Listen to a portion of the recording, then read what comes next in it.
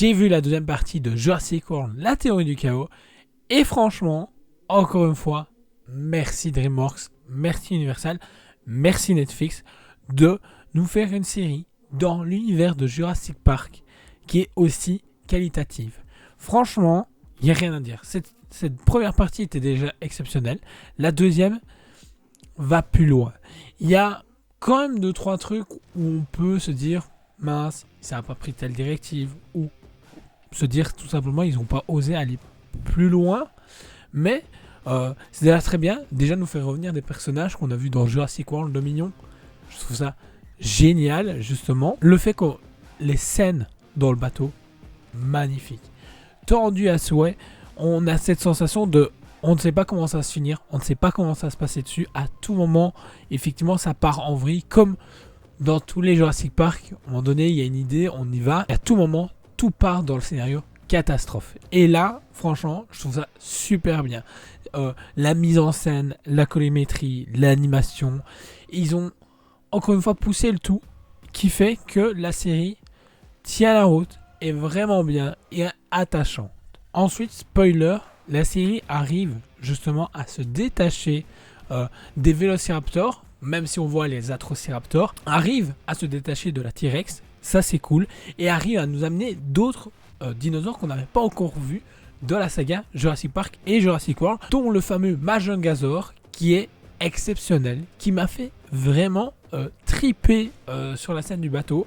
J'ai vraiment kiffé l'ambiance qu'on pouvait y avoir et ça me rend hyper bien. Ça nous montre encore une fois, et je trouve ça fait le lien avec le premier film Jurassic World, que les dinosaures restent des animaux. Le fait de voir le Baryonyx avoir peur justement dans son conteneur, ça nous faisait rappeler que c'est des animaux qui ont effectivement peur de la tempête, qui ont des besoins naturels, on va dire. Et je trouve ça cool parce que beaucoup de gens avaient critiqué dans le Jurassic World premier du nom le fait que Owen chevauche sa moto à côté des raptors et qu'il les utilisait comme chien à pisteur. On va dire ça vraiment avec des gros guillemets. Mais ça reste des animaux. Donc, oui. Et comme il le dit dans Jurassic World 2, du coup, Fallen Kingdom, à une époque on utilisait bien les chiens, à une époque on utilisait les chevaux, à une époque on utilisait d'autres animaux. Pourquoi pas utiliser les dinosaures comme arme militaire, même si bon oui avoir Jurassic World War ça n'était pas marrant du tout, mais le fait d'amener tout ça petit à petit, oui, pourquoi pas. Et ici ils arrivent encore une fois à nous répondre à des questions qu'on n'avait pas dans Dominion, qu'on a ici. Le fait que effectivement les rumeurs disaient comme quoi on allait se rendre en Afrique, et c'est le cas, on se rend du coup au Sénégal, et ils nous introduisent un personnage que je m'attendais vraiment pas à voir débarquer, et un personnage qui en peu de temps je l'ai trouvé hyper attachante et hyper intéressante. C'est Zaina, franchement, cette petite africaine a une rivalité en plus avec Marcus que j'aime énormément, et apporte une fraîcheur qu'on n'avait plus dans l'équipe. Le fait qu'on avait perdu Brooklyn en chemin pour justement parce que elle a décidé de vivre son moment de son côté sans prévenir justement ses amis. Le fait d'avoir elle en plus dans l'équipe, c'était vraiment bien. Le seul petit truc triste, re-spoiler si vous continuez la vidéo, le fait qu'elle parte aussi rapidement, j'étais un peu triste. J'espère qu'on pourra la revoir par après. J'y crois pas vraiment, mais je l'ai trouvée très intéressante. Curieux de voir jusqu'où il veut l'amener. Ensuite, là où j'avais vraiment du mal avec la série, c'est Brooklyn. Je comprends ses intentions, le fait de vouloir protéger ses amis, mais elle se met tellement en danger de manière complètement loufoque que par moments, ça me faisait un peu décrocher de la série.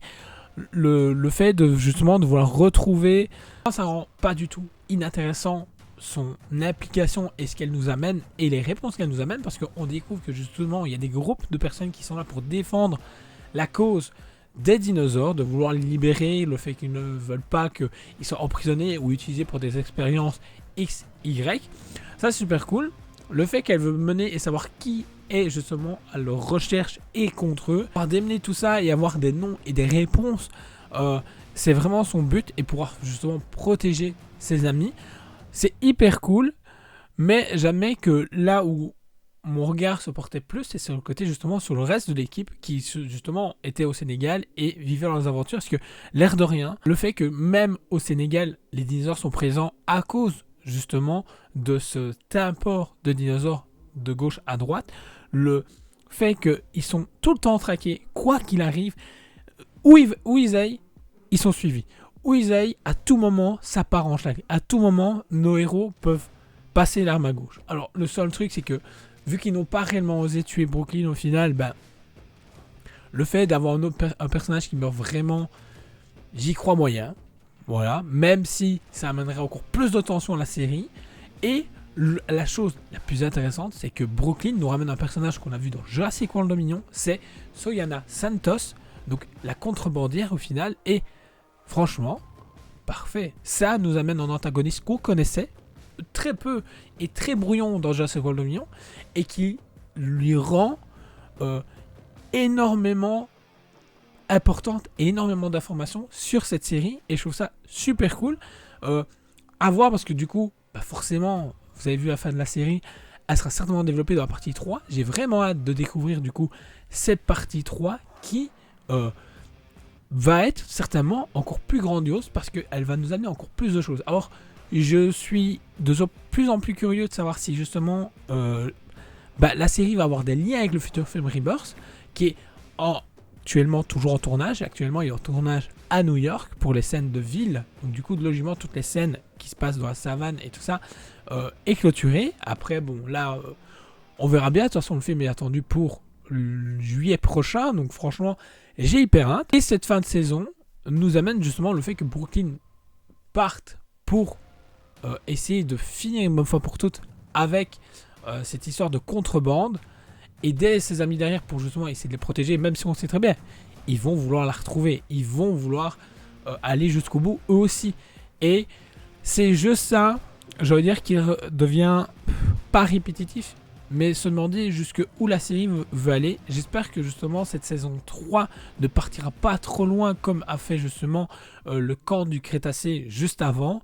Maintenant, on verra bien. Je trouve qu'il y a une bonne ambiance. Et ce que j'ai beaucoup adoré, c'est justement les artworks qu'on pourrait voir en fin d'épisode qui sont juste magnifiques. Ce serait trop beau qu'ils proposent un artbook à l'avenir pour justement pouvoir feuilleter toutes les idées qu'ils ont eues. Quand je vois tous les dinosaures qu'on a pu y avoir, toutes les idées, même le Baryonyx, justement, aveugle, le fait que elle, ça s'était pas dit dans Jurassic World Dominion, mais que elle aussi a des scientifiques, ils essayent de bosser justement sur de la création de dinosaures ou même des hybrides, mais c'est génial. C'est génial dans le sens où après ils peuvent faire ce qu'ils veulent et du coup les dinosaures qu'on n'a pas forcément vus encore dans Jurassic Park, Jurassic World, ils peuvent nous les amener maintenant ou plus tard également et ça répondra certainement à énormément de questions qu'on aura dans Jurassic World Rebirth. Juste dommage qu'on n'ait pas revu la manipulatrice des Atrociraptors, ni savoir qui elle est réellement, parce qu'elle a disparu dans cette saison là, on ne sait pas où elle est. Voilà. Je crois qu'on l'a revu vite fait dans le flashback et ça s'arrêtait là. Je trouve ça juste dommage. Maintenant, on verra bien dans la prochaine saison. Certainement pour printemps prochain, parce que du coup, ça suivrait la logique. Du coup, on a eu un en été, un maintenant en automne, un au printemps, re-été. Et on continuera certainement en fin 2025 cette épopée. Donc, on verra bien. Si vous avez aimé la vidéo, n'hésitez pas à liker, me dire ce que vous pensez dans les commentaires de cette deuxième saison de justement la théorie du chaos. Vous abonner si ce n'est pas encore fait. Et on se retrouve très vite pour une prochaine vidéo. Ciao!